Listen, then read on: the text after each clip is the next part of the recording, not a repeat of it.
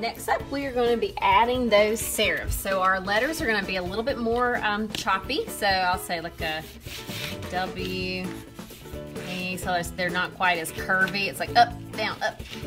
We'll do a big L that's going to kind of come below everything.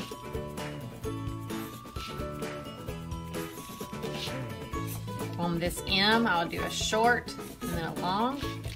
And I'll curve in my E a little bit.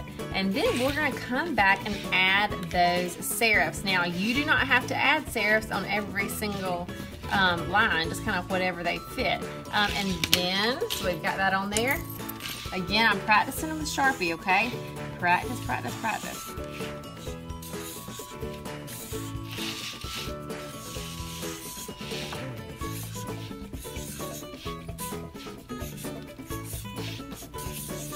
Okay, then we'll add my serifs.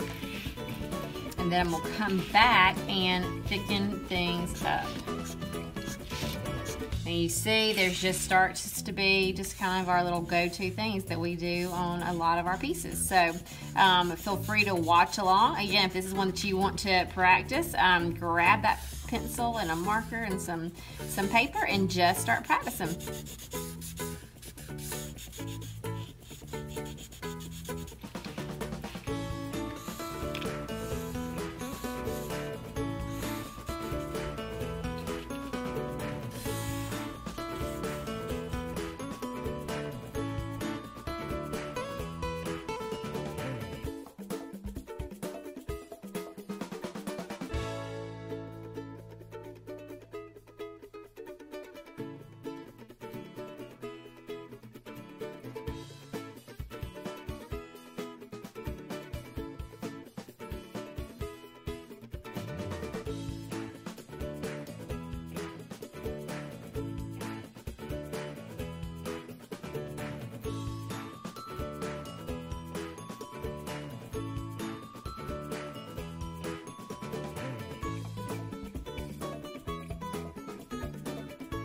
Okay, and we're going to go in with another welcome. So I'm going to start with my pen this time.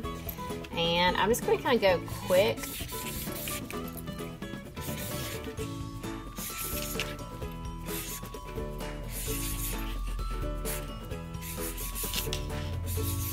Okay, so I did this kind of on the slant, kind of not, you know, not super duper cutesiness. I just wanted to show you a different style. So any handwriting is going to look better though when we thicken up this downstroke. So a couple of things I did do on this that I want you to notice. Not only was it really kind of like up, down, and so instead of being like loopy and fat or curvy, you saw E, up, down, up. You know, you saw some kind of harsh lines. But also, if you'll notice on the front and the back here and here, we had that little whoop to kind of bring it together. Okay, so that's again just another style. Practice, practice, practice. I can't say that enough. Okay, so I want to see what y'all do. So find you a welcome that you love. Practice it, practice it, practice it, and let me see it.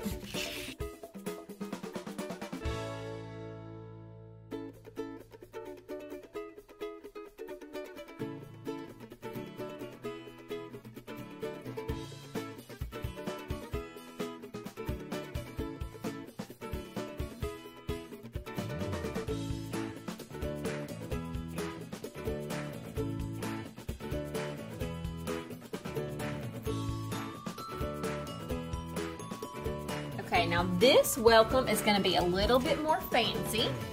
We did a semi-simple for the first two. This will be a little bit tougher. So I'm going to do my W. I'm going to do like a small and then a big loop up, okay, for my W.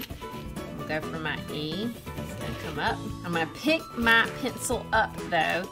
And then let's see, I'm gonna have it connect about right here, and I'm gonna start here and come out. Instead of just kind of going up with the angle, I'm gonna come out just a little bit.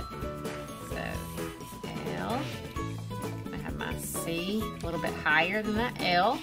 My O, I wanna fill some of this space, so I'm gonna come down and then I'm gonna make it really big right here. O, short line for the M. Now this M is gonna start kind of coming back this way. It's gonna be an exaggerated first loop, small second loop. So we're gonna do M, and then a small little down and up. And then we're picking our pencil up before that E, and then we'll come out and over, okay?